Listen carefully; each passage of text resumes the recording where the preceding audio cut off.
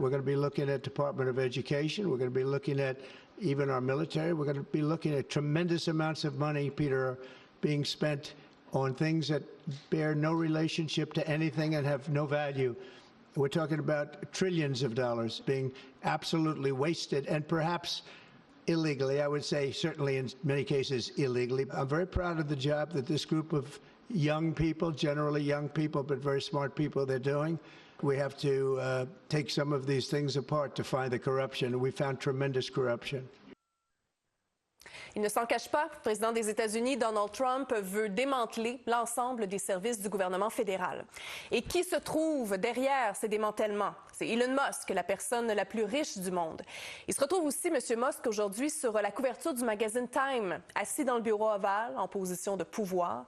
Alors, j'en discute avec l'historien et professeur à l'Université Columbia, Tim Naftali. Bonsoir, M. Naftali. Bonsoir, Mme Garon.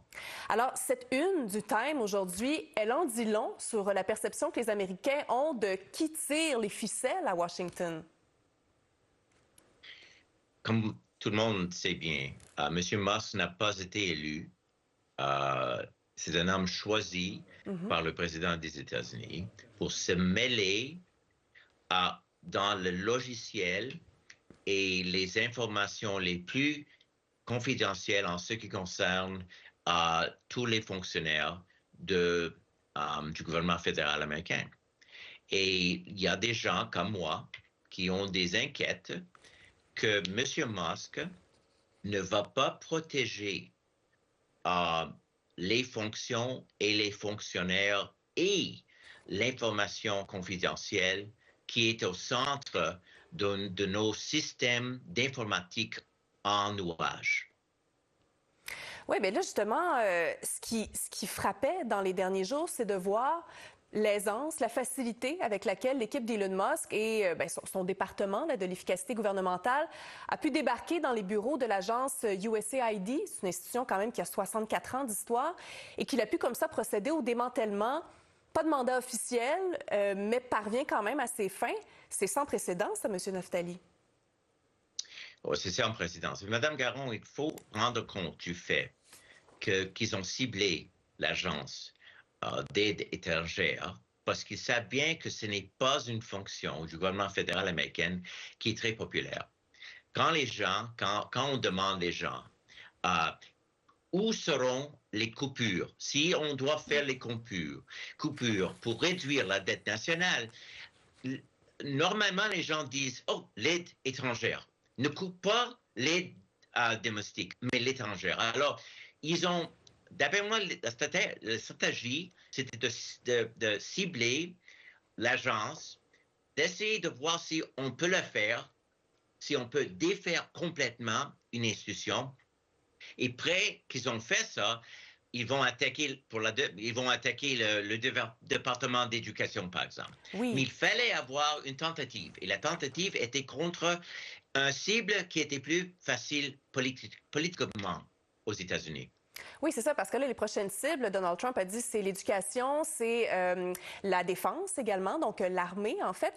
Mais là, quand même, il y a eu certains revers pour l'administration parce que le tribunal est intervenu pour mettre sur pause certaines des mises à pied, justement, pour USAID.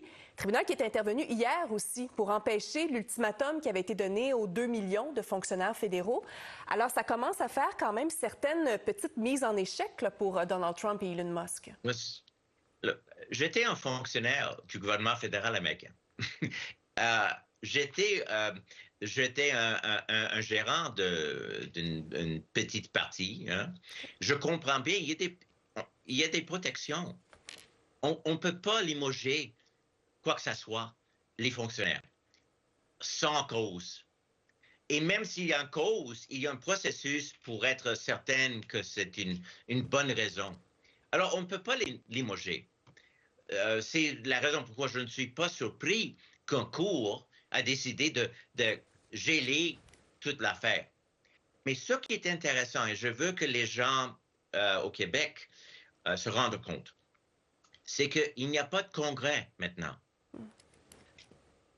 La Constitution américaine a été créée pour avoir 3 institutions égaux qui se heurtent pour protéger les gens contre l'impérialisme d'une des institutions, soit le Congrès, soit la présidence, soit les cours. Hein? On voit que M. Trump contrôle aussi bien le Congrès des États-Unis que le Congrès n'a rien fait. Oui, les démocrates ont fait des défilés, ils ont montré, ils sont en colère, mais ils n'ont pas de pouvoir. Néanmoins, le fait qu'on ne peut pas défaire un département ou une agence de la gouvernement fédéral qui a été créée par le Congrès sans l'approbation du Congrès. Alors maintenant, il reste seulement les cours pour restreindre les tentatives de M. Musk comme représentant de M. Trump. Mm-hmm. Mais là, je comprends ce que vous dites justement par rapport aux décisions qui sont prises, par rapport aux actions qui sont posées. Mais Elon Musk, en tant que tel, en ce moment, il est considéré comme un consultant, comme un employé spécial du gouvernement fédéral. Son département n'a pas de statut. Là. Le DOGE, on parle d'un groupe de jeunes employés. Il n'y a pas de loi, il n'y a pas de budget non plus qui a été décidé par le Congrès. Oui. Alors, est-ce que ces gens-là pourraient, est-ce qu'il y a un mécanisme qui ferait en sorte que ces gens-là pourraient être démis de leurs fonctions? Ou est-ce que, parce qu'ils ont l'assentiment du président, rien ne bouge? Madame Caron,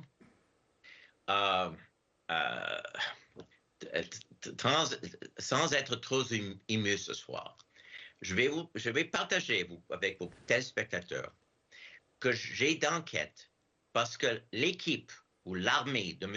Musk n'est pas... ses pouvoirs ne sont pas limités comme les pouvoirs du fonctionnaire. Comme vous savez, au Québec, vous avez l'assurance médicale, hein? Et vous avez tout votre information confidentielle qui est sauvegardée par les fonctionnaires. Et vous savez que les fonctionnaires, ils sont bons, ils sont des patriotes, ils sont des professionnels, mais aussi ils veulent rester au gouvernement et ils veulent leur retraite. Mm-hmm. Alors, vous savez bien qu'il y a des limites et vous savez bien que votre information est protégée, qu'il n'y aura pas de vol d'identité. Il n'y avait pas de déformation. Mais maintenant, nous avons des ingénieurs de 22 ans qui travaillent d'une manière temporaire. Ils ne sont pas vraiment limités comme un fonctionnaire. Et maintenant, ils ont accès au numéro d'assurance sociale de milliers d'Américains. Qu'est-ce qu'ils vont faire avec cette information? Est-ce que ça va être protégé? C'est la raison pourquoi l'armée de Musk est vraiment un problème et a créé des enquêtes. Parce que qui est-ce qui va surveiller ce qu'ils font? Parce que M. Musk n'a pas d'expérience comme un fonctionnaire. Il a l'expérience de limoger 80% d'une compagnie, Twitter. Il n'a pas d'expérience de travailler avec des gens qui travaillent pour la fonction publique. Et c'est la raison pourquoi on voit quelque chose sans précédence dans l'histoire des États-Unis et quelque chose qui est dangereux. Bien, les derniers sondages indiquent bien que l'appui d'Elon Musk dans la population diminue. Hein? On a vu des manifestations. D'ailleurs, mercredi, 50 manifestations dans 50 États contre les politiques de Donald Trump. Alors, à voir donc si la pression publique aura une influence. Mais en terminant, M. Naftali, j'aurais aimé vous entendre qu'on puisse parler de la présence de Donald Trump au Super Bowl en fin de semaine. C'est la première fois dans l'histoire qu'un président va être présent en personne comme ça au Super Bowl. Pourquoi, justement, ce n'est pas habituel? Monsieur Biden, l'ancien président, a été invité de se présenter, de participer dans une entrevue juste avant le Super Bowl l'année passée et l'année avant. Et il a refusé. C'était une faute. C'était une faute, une grande faute. Le président des États-Unis a le droit, comme le premier ministre du Canada peut aller au match de hockey, si vous, ou Coupe Grey. Mm-hmm. Le président, il représente le pays. Je ne sais pas pourquoi d'autres présidents n'ont pas fait. Je pense que c'est une question de sécurité. Si un président se présente au match athlétique, ça veut dire qu'il y aura beaucoup de ressources pour le De protéger. sécurité. Mhm. Et sécurité. Alors, c'est coûteux. Hein, ça coûte combien? Ben, beaucoup. Peut-être c'est la raison, mais on sait bien que M. George W. Bush, par exemple, a assisté au match de baseball et plusieurs présidents ont assisté au match de baseball. Alors, pourquoi pas le Super Bowl? Mhm. Ben, d'autant plus que Donald Trump a une certaine réconciliation à effectuer également avec la NFL. On va en parler d'ailleurs un peu plus tard à l'émission. Tim Naftali, merci beaucoup pour vos lumières ce soir. C'est très apprécié. Merci à vous, Mme Garot. Au revoir. Au revoir.